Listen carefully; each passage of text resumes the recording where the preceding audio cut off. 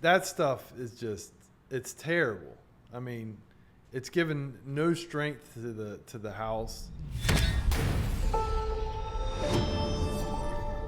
Are there any like materials or that we used to use 10, 15 years ago that you're like, I'm so glad we don't have to use that stuff anymore? I'm doing a renovation now, and I took down some brick on the exterior wall, and it's got the old wood like fiber board on it. That stuff is just, it's terrible. I mean, it's given no strength to the house.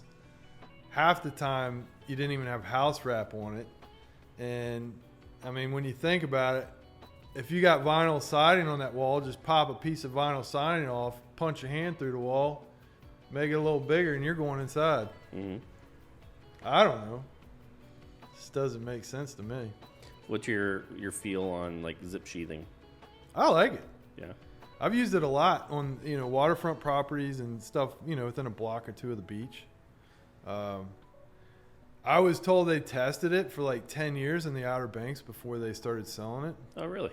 I didn't know that. I don't know if that's true or not, but that's what we're going to start the rumor today. That was pushed into my ear. We're going to continue the rumor here today. But yeah, I think it's great. I've never used it on the roof. I would like to, but do you feel like there's a term in I think the construction world is that like first time cost versus lifetime cost? And do you find that what is maybe something that you find that people will try to save money on the front end but end up shooting themselves in the foot? Trim.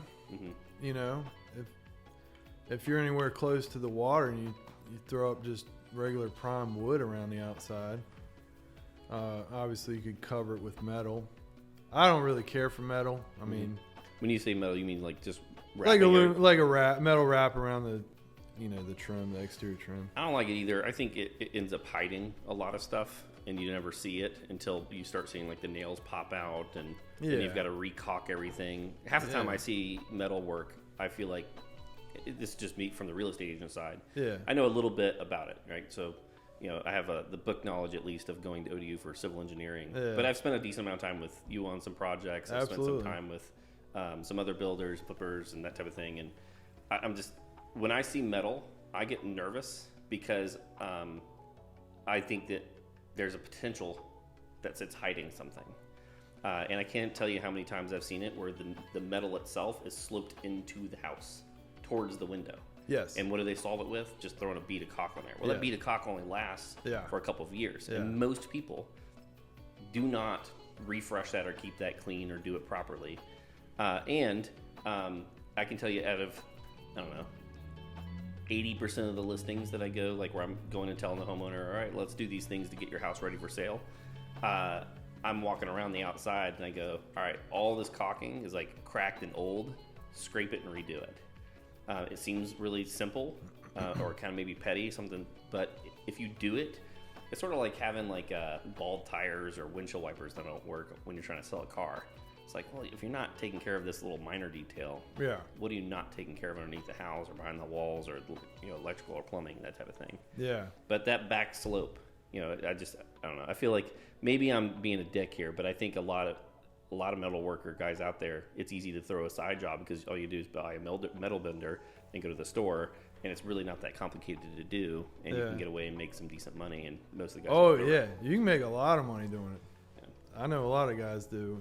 Some of them are. I know a couple guys that are really good. I mean, they can put all these bends and make it look like all this trims up there, and looks great. But yeah, I'm just not a fan of it. Any other materials that you're just like, man, you're trying to save money here, but it's going to hurt you in the long run?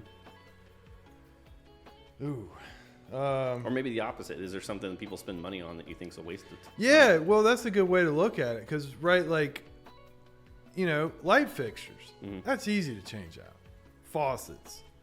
I mean, even countertops. Yeah, you're allowed to burp. It's okay. Oh, I'm sorry. Yeah. Or appliances. But, think about that. When you get into like the flooring, the tile, well, the layout too. I mean, that stuff's hard to change. Yeah. It's going to cost you a lot more. So anything that I go in and rip out that takes a lot of materials and labor to set up, and the materials and labor to redo. Yeah. Yeah. I think like if I was going to say one, I personally like the extra cost of the tankless like hot water heater.